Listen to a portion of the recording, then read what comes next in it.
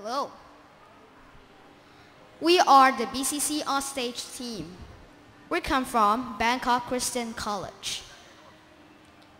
We're in grade 6. Hello, my name is Tartan, the leader. And Hello, my name is Porama. and Hello, my name is Jivat. You can call me John. the story that we're gonna read, the Scalawags. So let's get started.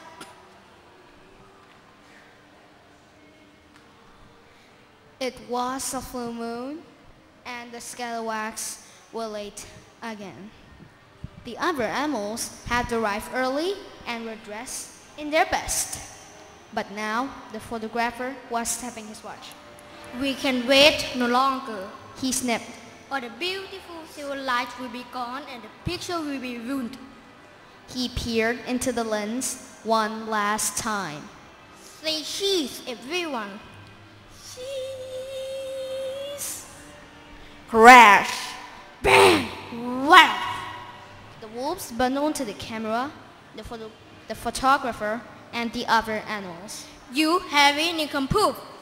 Yelped the photographer, Typical wolves. mumbled the others. The next morning, the animals gathered around to see the photograph. They were so cross that they decided not to ask the wolf to eat breakfast with them. They just spoiled for everyone. Said the moose. I agree. Said a bear. They always flick the food and nibble the napkins. I said to one of them at supper time last week. Said a pig. He was so smelly, I couldn't finish my pudding. Meanwhile, the wolves were loafing around at home. Jumbo, the leader of the Scalawags, gave his tummy a prod. I'm hungry. He said. What time is breakfast? Dinner. Said Earwax.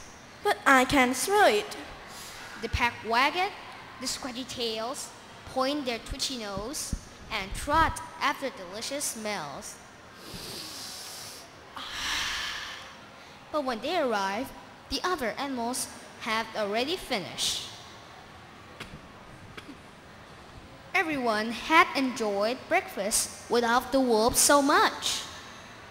They decided to stop asking them to all meal times, and playtimes, and story times. Soon, the Scalawags were not invited out at all. At first, they didn't mind, and they carried on doing all the things that wolves like doing. But animal ladders wasn't same without bear stairs. And how can you play Goose the Moose with no feathers? What we have to do is show everyone that we aren't so bad. Said Jumbo. Yeah, Said Bruce. no one gets to see our soft and cuddly side. Maybe if we had better manners. Coughed Hairball. But we don't got no manners. Said Scribble. Yo-Yo sniffed his armpit. I suppose we could have a bath and I could make some nice clothes. Said Nits. Jumbo sat up. I know. Let's go into town. Follow the other animals around and copy what they do. Then they are bound to like us.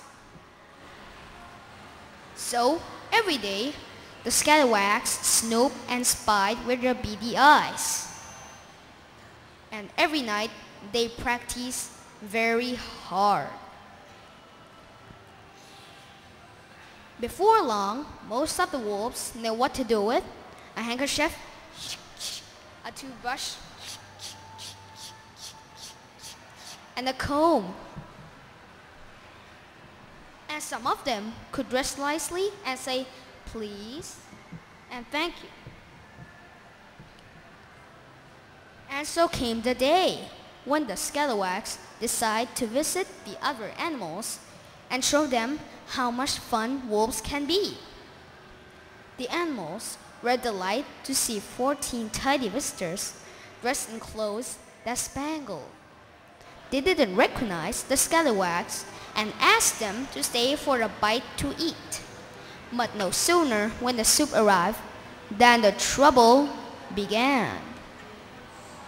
Scribble leaned across to one of the pigs and smiled sweetly. Excuse me, He said, please don't slurp your soup. It gives me wind. Thank you so much. It didn't stop there. The wolf shaked that all the animals had washed their hands, paws, trotters, and claws.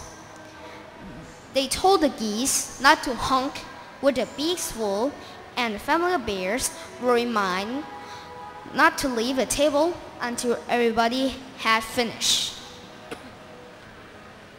The animals soon changed their minds about the fussy guests and began to realize how much they missed the scalawags. Of course, the wolves are noisy. They whispered. But at least they're funny and they can enjoy themselves without telling everybody else what to do. Above them, the moon came out, a full moon.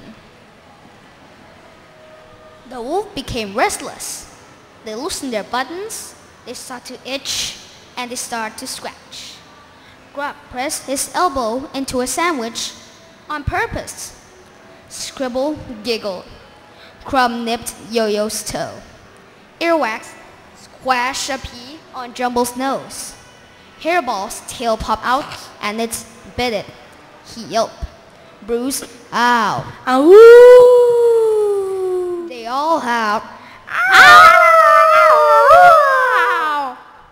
The scalawags! Gasped the animals. In a minute, nobody moved. Then Jumble caught. Would anyone like a sandwich? Yes, please, they said, and they all tucked in. The animals were so busy enjoying themselves that they forgot to be cross with the wolves.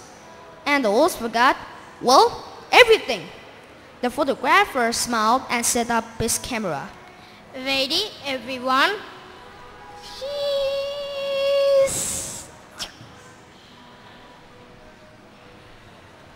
Thank you for watching.